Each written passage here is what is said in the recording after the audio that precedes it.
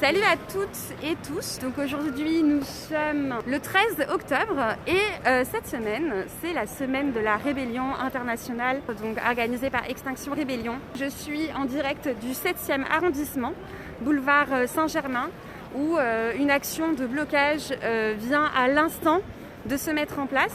Donc vous voyez, là on a le point central où sera tenu les tribunes et on a ici tous les accès qui sont bloqués avec les rebelles donc, qui se sont armloqués. Pour les déplacer, il faudra que la police, avec attention, puisse détruire la structure en béton tout en faisant attention évidemment à l'intégrité des rebelles, parce que je vous rappelle qu'en France, on ne punit pas en faisant des sévices et que s'il y a quelque chose, il faut être jugé. Donc on ne peut pas se permettre de faire du mal aux militants politiques.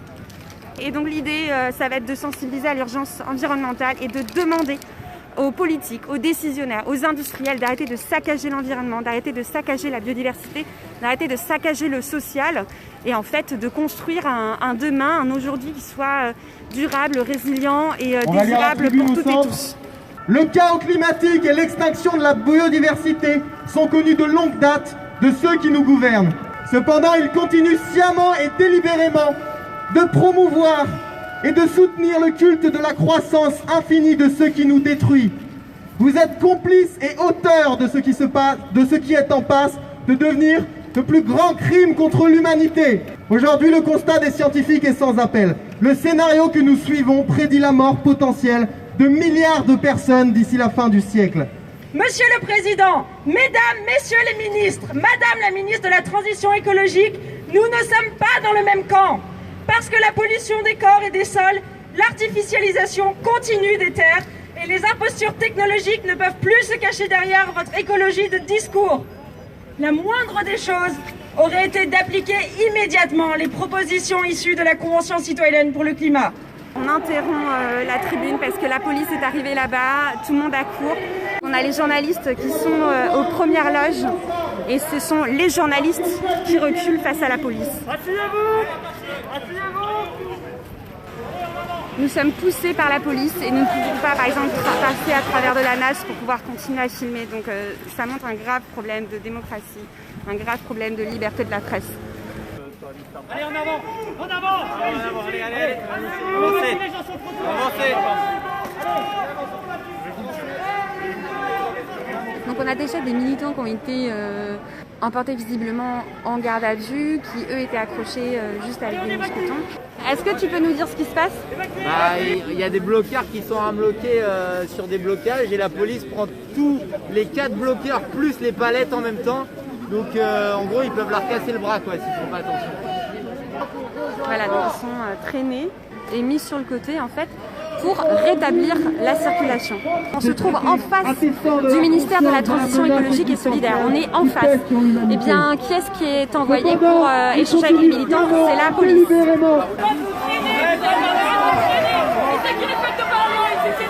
n'avez pas le droit de tirer les gens. Vous n'avez pas le droit. Est-ce qu'on peut bien reculer ? Merci. L'ambiance est des plus sereines.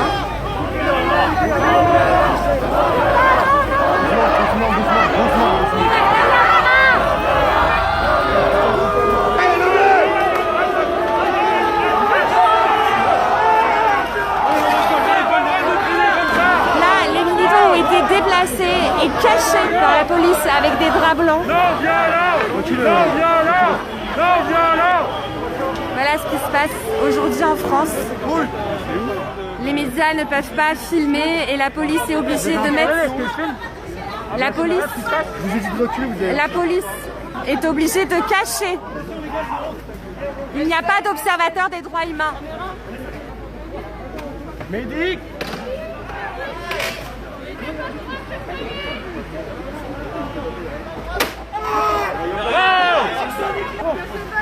On est en train de filmer. On ne gêne personne. Baissez vos bras. Baissez vos bras.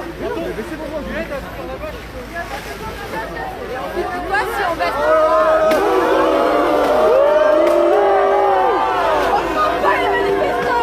Voilà la police aujourd'hui ce qu'elle fait. Voilà. C'est ouf là. Voilà où on est la démocratie aujourd'hui. Voilà où on est la liberté de la presse. On est sur une trajectoire de plus 7 degrés par rapport à l'ère pré-industrielle, donc plus 7 degrés en 2100. Donc en 2050, moi par exemple, j'aurai 60 ans, je ne sais pas quel âge vous aurez, mais voilà, on peut s'attendre à ce qu'en 2050, on meure soit de famine, soit de sécheresse, soit d'un nouveau virus qui sera décongelé avec la fonte du permafrost en cours, soit de précarité tout simplement. Et déjà, énormément de gens sont en train de mourir de précarité aujourd'hui. Une précarité qui est organisée par une oligarchie et un gouvernement qui mènent que des politiques qui sont climaticides et antisociales. Là, on le voit par exemple avec le plan de relance de 100 milliards qui a été annoncé en septembre par Jean Castex. Ce ne sont que des exonérations fiscales à destination des entreprises. Chacun doit s'interroger sur qu'est-ce qu'on fait et quel rôle on a envie d'avoir dans cette société. On ne peut pas rester dans la passivité en fait. C'est pas possible parce qu'il y a des gens qui meurent aujourd'hui. Si vous avez été blessé par les forces de l'ordre pendant cette action, prenez une photo, vous envoyez les photos à l'adresse mail de l'action. Vous expliquez pourquoi et comment vous avez été blessé. Il faut aller chez le médecin pour le faire constater médicalement. Merci à tout le monde.